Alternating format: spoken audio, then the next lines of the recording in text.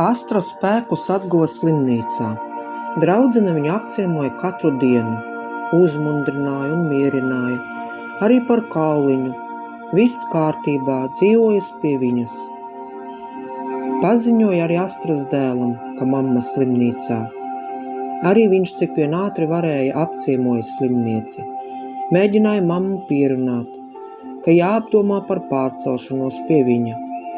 Astra pat šādu domu nepieļāva. Kur nu vēl runāt par to? Pienāca izrakstīšanās diena. Pie slimnīcas stāvlaukumā stāvēja sagaidītāji. Sarmītes vīrs ar puķēm, mašīnā kauliņš. Sarmīte bija pie draudzenes, palīdzēt nokļūt līdz mašīnai. Neaprakstāms prieks. Kauliņš aiz prieka plosījās pa auto aizmugurējo sēdekli. Astra atvēra durvis, nevarot sagaidīt, kad saimniece apsēdīsies blakus, ar priekšķepām viņu it kā apskāva. Kauliņ, manu sunīt, kā es ilgojos pēc tevis. Apsēdās visemocionālākajam sagaidītājam blakus. Arņa pasniegtos ziedus palūdza, lai patur Sarmīte, jo kauliņš aiz prieka trinoties var salauzt. Tad pie mums, pagriezusies pret draudzeni, jautāja Sarmīte. Labi, bet rīt gan uz māju. Sārunāts, pati tevi aizvedīšu.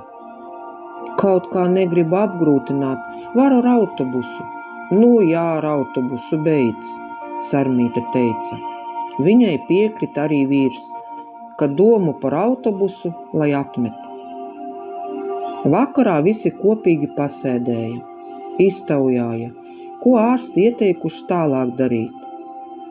Saudzēt sevi, lietot zāles, vēl kaut kādas klāt izrakstīja. Tad rīt vēl iebrauksim aptiekā, dzerot tēju, noteica Sarmīte. Viņa redzēja, ka draudzene ir sagurusi, tāpēc vēl ilgāk viņu ar vakarēšanu neapgrūtināja. Astra atgulās gultā.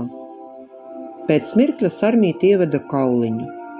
Tā, visas lietas pirms nakts esam sadarījuši, tāpēc varēsiet gulēt mierīgi. Paldies, Sarmīt. Ko tu, Astra? Tu esi pārliecināta, ka varēsi tur, mežā viena. Es uztraucos par tevi. Pie dēla ar atteicies nākt. Varbūt pārcelsies pie mums, protams, ar savu sunīti. Zinu, ka es un Arnis esam aktīvi, uz vietas nevaram nosēdēt, bet tu nesatraucies. Ja negribēs ar mums paceļot, varēsi palikt mājās te. Nu tomēr pilsēta, ja nu kas, cilvēki apkārt. Liels paldies tev un Arnim. Es jau dēlam teicu, ka nē, neiešu gan nekur citur. Nu labi, apdomā. Noglāstot, noteica Sarmīte un aizgāja savu istabu. Astra noglaudīja kauliņa galvu, tā liekot saprast, ka laiks atpūsties. Atgulusies viņa domāja. Redz, kā sanāca, dzeru zāles, ievēroja visus ārsta norādījumus, bet tāpat tas vājums uznāca. Varbūt pie vainas bija tā karstā diena un straujais taku kāpiens. Nē, Sarmīti nevainoju, viņa jau gribēja kā labāk. Dēls jau ar tik labs atskrēja, uzreiz piedāvāja pie sevis pārcelties. No šī man attur divi iemesli. Negribu atstāt savas mājas, to klusumu, meža burvību. Un tas otrs, godīgi pašau jāatzīst, Vedekla. Ļoti neiecietīga sieviete. Cik jau mums tā saskarsme ir bijusi? Nu, protams, dēla kāzās, tad, kad mazdēlu gaidīja, bija atbraukuši, lai Vedekla pālpo svaigo meža gaisu. Nodzīvoja ar modri vai 2 nedēļas. Nākamā reize, tad, kad braucām mazdēla raudzībās. Tad pēc tam laikam vēl kādas 3 reizes esam tikušās. No šī mazā laika tad radās šis priekšstats par Vedeklu. Esmu tāds cilvēks ar visiem pa labam, lai kā centos, bet Elvīle varēja redzēt, ka ir daudz, kas neapmierina. Asi atbild, reizēm pat nepieklājīgi. Dēls jau mēģināja kaut ko iebilst vai aizrādīt, bet arī viņu Elvīra mācēja nolikt pie vietas. Tāpēc nē, tur es nedošos. Kauliņu ar neatstāšu. Bet par suņa pārcelšanos pat mēla neraisās teikt. Dzeršu zāles un būs viss labi. Es jau vairs nebūšu viena, man taču ir kauliņš.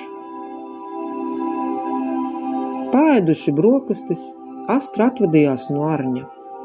Sarmīte vēl piestāja aptiekā un veikalā. Te lielāka izvēle nekā tavā. Sarmīte paskaidroja savu apstāšanās iemeslu.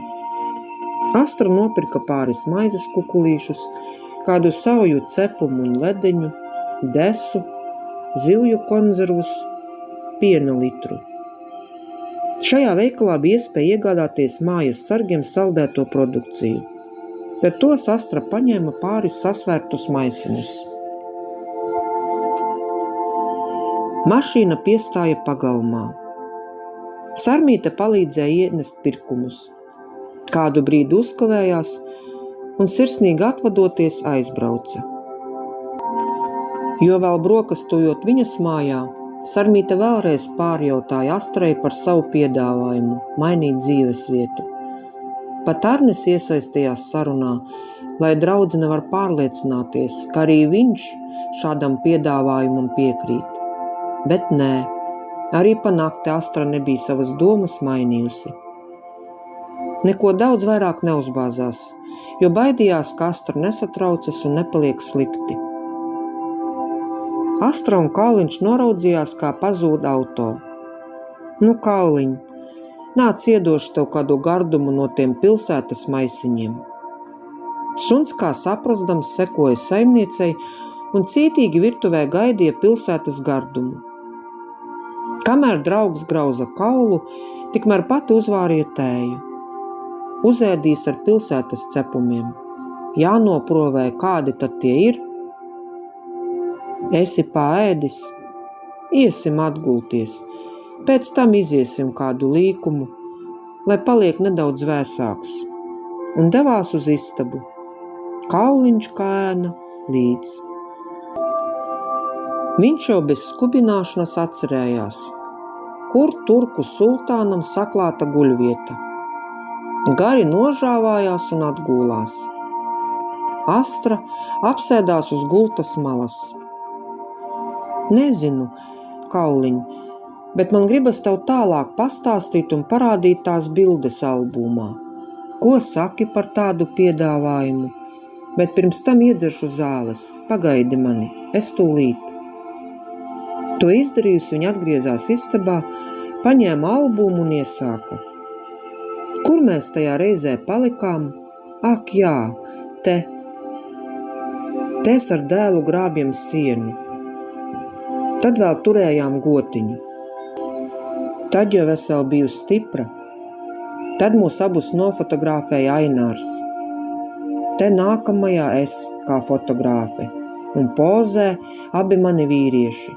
Nav labi sanācis, jo man nav tā ķēriena fotografēt. Salipušas albuma lapas, jo sen neesmu skatījusies. Vienai jau tā garlaicīgi. Bet kad ir kāds, kas klausās un skatās, tad cita lieta. Viņa paskatījās uz savu vienīgo klausītāju. Cītīgi galvu pagriezis, klausījās. Vai, redz, kur dēls sarkaniem vaigiem. Tajā gadā bija ļoti laba zemeņu raža. Pārtika viņš tik no zemenēm. Pats lasīja un ēda, tāpēc mutīt ir ar rogām. Ainārs. Savā mežsarga formā, tepat pie mājas. Viņš jau ļoti atbildīgs bija. Paskaties, cik skaists man bija vīrs. Jūs labi saprastos. Pagrieza vīriešu foto uzņēmumu, lai Kauliņš to apskata. Suns izslēja galvu un izskatījās, ka viņš patiešām aplūko Astras rādīto. Vai, cik es te jauna ar savām darba kolēģiem. Tu taču nezini, par ko es strādāju. Mini, Kauliņ, par ko? par pavāri skolā. Bija mums tajos laikos vēl skola, 5 kilometri no šejienes. Varēja ar kājām izstaigāt. Tagad tās skolas vairs nav, apvienoja ar citu. Nesot izdevīgi tādu mazu lauku skoliņu turēt. Vai aizrunājos. Nu tātad, tur esmu es, Tamāra, otra galvenā pavāra, ļoti jauka sieviete. Tad blakus Zigrīda, virtuves strādniece, traukus pamazgāt, uzkopt telpu, gara stāvokļa cilvēks. Kad ar vīru viss bija labi, mums arī virtuvē viss mierīgi, bet kad viņai mājā kāpa elli, tad mēs kauliņi ar dabujām to sajust. Dažreiz bļodas gāja pa gaisu. Tad aizmugurē stāv Ņina. Sekoja, lai viss būtu kārtupeļu, burkānu un tā tālāk. Sagādniec tā teikt. Viņai ar viegli dzīvē nav gājis. Tēvs, kas to lai zina, bet mamma, ai kauliņi, dzērāja. Pagrieza bildi un pieliekot pirkstu, lai suns kaut ko nesajauc, vēlreiz visas nosauca. Te es ar Tamāru pie darba eglītes. Pat pazīt mūs nevar, sapucējāmies, jo kā nekā svētki. Kauliņi, tu esi redzējis svētku eglīti? Ja Kauliņš mācētu, tad varētu teikt, protams, pie Mārtiņu un Ivara. Bet tas koks ne visai, jo ir kā radatām, apostīt nekā. Tu jau neesi noguris no manas stāstīšanas. Uzlūkoja draugu, bet viņš cītīgi vēroja saimnieci. Tad nu nākamā ir ar no svētkiem. Modrim bērndārza pasākums. Viņš bija vilks. Ļoti grūti gāja ar to masku. Domāju, varbūt ar kādu sarunāšu aizņemties, bet kā par spīti, vai nu nav, vai pašiem vajag. Nu, ko citu? Meistaroju pati. Kā tu domā? Ja es nepateiktu, ka vilks, tu uzminētu? Tad te dēls mēģināja mūs iemūžināt. Tepat šajā istabā, pie svētku galda, mani un vīru. Astra pieklusa un raudzījās šajā atmiņu mirklī. Kauliņš redzēja, kā saimniece lēni glāsta to vietu fotogrāfijā, kurā ir Ainārs. Nu jā. Nākamā dēla izlaidums. Man pašai tagad to skatoties nāk smiekli. Nē, ne jau par modri, par sevi, bet tajā laikā nelīdz smiekliem. Gribēju uzpucēties, aizgāju uz frizētavu. Mana frizierīte tajā dienā aizņemta. Pucēties gribošo arī bez manis lērums. Blakus otrā krēslā strādā jauna darbiniece, tikko beigus skolu. Nav cita varianta, sēdīšos tad viņas krēslā. Manējā tik mierina, Astra nebēdā, es visu vaktēšu un koriģēšu. Domāju, labi, gribēju ielikt ilgviņus. Ustina tiešām meitenes labi, salika tās visas perves, bet noturēja par ilgu. Tāpēc es izskatos kā aita. Nu vai ta nav kā aita, Kauliņi? Paskaties. Arī šo Astras draugs varēja aplūkot pats ar savām acīm. Modra un Elvīras kāzas. Nu jā, lai viņiem viss labi. Kauliņi, man šķiet, ka tev šī sieviete ar laikam nepatiktu. Tad kaut kāda bildīte, kur es atkal ar savu vīru. Neatceros, kur tas un kāpēc tāda. Ainārs ar puķu klēpi. Kolēģis sadāvināja, jo vīram te 50. Ļoti jauka balle bija. Izpriecājāmies līdz rīta gaismai.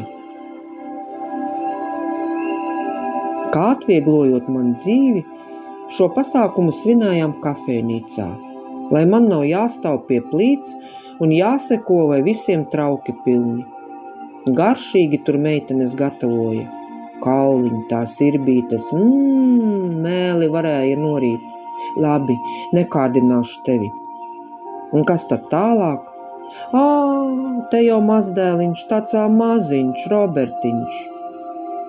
Tālāk Kauliņa laikam neskatīšos, jo sākas tas periods, kad bija jāsāk dzīve bez Aināra.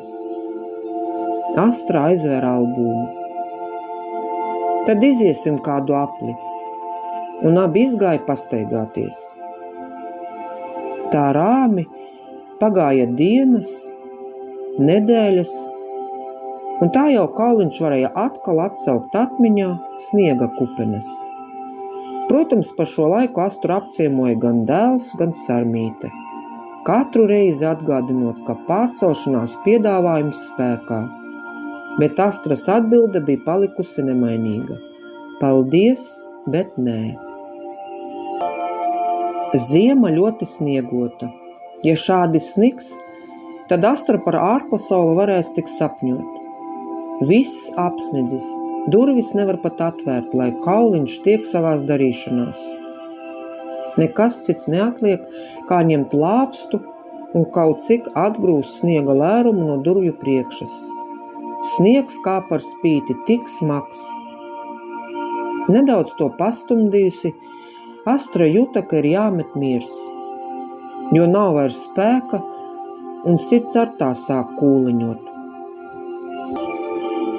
Iegāja istabā, iedzēra jau tik ierastās zāles, kurām ir uzdevums asinsspiedienu savaldīt kā trakulīgu krogus apmeklētāju un ielikt sirdi ritmā, lai tā atsāk pukstēt kā metronoms. Atgūlās, tūlīt pāries. Ieklausījās, Kauliņš liek zināt, ka būtu laiks viņu laist istabā. Astra piecēlās un ielaida suni. Nāc, iesim drusku pagulēt. Īsā ziemas diena jau satumsa, bet gultā gulētājai labāk nebija kļuvis. Suns piegāja un pabakstīja ar purnu. Draugs, jāpaciešas vēl, man jāpaguļ, Kauliņ.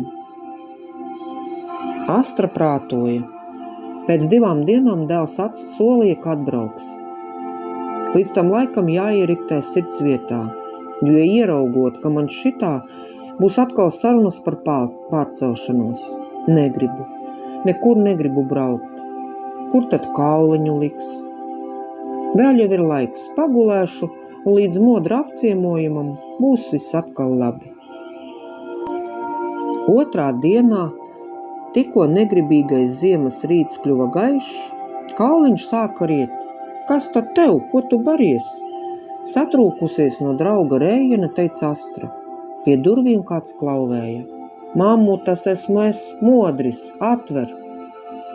Astra piecēlās un pārsteigta par negaidīto ciemiņu atvēra durvis. Ko tad tu? Šodien tevi negaidīju, vai kas noticis? Viņa jautāja. Šitā no gaisa tas sniegs gāžas, tā jau domāju, ka tu esi te līdz skurstenim sniegā. Pat mašīnu līdz pagalmam nedzinu, atstāju ceļa galā, skaidroja Modris. Labi, nāc vien iekšā, aicināja mamma un pati lēni pie stenderes un sienām turoties gāja uz savu gultas vietu. Mammu, tev slikti? Nē, vakar to sniegu patīrīju, lai durvis var atvērt, tāpēc ir tāds sagurums. Modris ienāca istabā un pirmais, kas pievērs uzmanību, iesāktās zāļu plāksnītes. Labi, mammu, atgulies. Nu, Kauliņ, kā tad tev iet? Nav vairs, kur izskrieties, visur sniegs. Astra apgūlās. Laikam tas motoriņš kā par spīti, jo tu vairāk centies un lūdzies, jo ne par ko negrib ritmiski sisties. Modris saņēma mammas roku un taustie pulsu. Veroties pulkstenī, skaitīja to. Mam, tev taču tik ātri sitas. Es redzu, ka nav labi. Modri, pāries, es jau sāles sadzēru. Nestrīdēsimies, tas ir izlemts. Tu šodien brauksi man līdzi. Ja tur nepaliks labāk, tad vērsīsimies pie ārsta.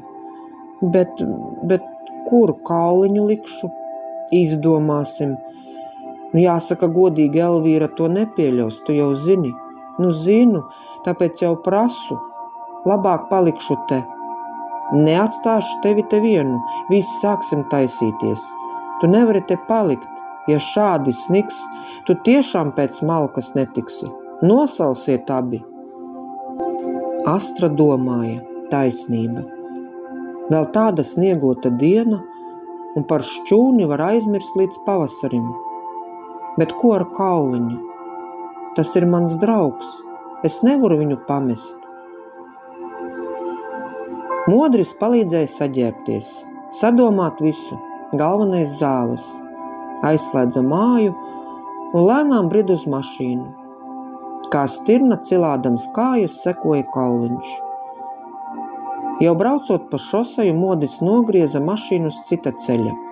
Izmetīsim līkumu, iebrauksim pie Sarmītes, palūksim, vai Kauliņš var kādu brīdi pie viņas. Nesatraucies, pienāks pavasaris, un varēsiet abi tad atpakaļ uz mājām. Pa to starpu aizvedīšu tevi apciemot Kauliņu pie Sarmītes. Bet ja viņas nebūs mājās, ko tad? Tu jau zini, ka Sarmīte mīl ceļot. Aizbrauksim un tad skatīsimies, ko un kā tālāk. Modra auto piestāja pie Sarmītes mājas. Pasēdi, ieiešu paskatīties, vai kāds ir. Kāpjot no auto, teica dēls. Pēc brīža uzmetusi puskažociņu uz pleciem, Modrim sekoja Sarmīte. Pavēra durvis. Sveiki, sveiki, nākat iekšā! Sasēdās omulīgajā viesistabā, un ātri tika apstiprināta Modra ideja. Mamma viņam līdzi, Kauliņš pie Sarmītes. Astrai jau acīs asaras, ka šādi viss pagriezās, un galvenais pēkšņi. Astra, tu zini, ka Kauliņš pie mums būs uzpasēts, pabarots un samīļots. Padzīvosi pie Modra. Viņš solīja, ka atvedīs tevi apskatīt draugu. Cik tad vairs palicis? Pavasaris ar būs. Tad arī varēsiet abi atkal būt kopā, mierināja Sarmīte. Astra apķēra draugu. Kauliņš nevarēja saprast, kas te šodien ir par jezgu. Pēkšņā braukšana, satikšanās, bet šoreiz visi tādi kā skumīgi. Un tagad, kāpēc saimniece raud un it kā atvadās? Kauliņ, drīz tiksimies. Astra un Modris aizgāja. Istabā tikai Sarmīte un Arvis. Kauliņš piesteidzās pie durvīm. Pieslējās pakaļkājās un rēja, it kā gribot pateikt: Ei, jūs mani aizmirsāt, uz kurieni jūs? Astra, tu būsi drīz atpakaļ, vai man te būs ilgi? Kauliņ miers, viss labi. Nāc, iedošu desu, vai tik ļoti nesāp sirds. Glāstot teica Sarmīte. Desa bija kārdinoša. Kauliņš to ēdot domāja. Labi, pagaidīšu. Gan jau Astra drīz būs atpakaļ. Varbūt uz veikalu aizbrauca. Šo stāstu sacerēja un ierunāja Dace Veikša.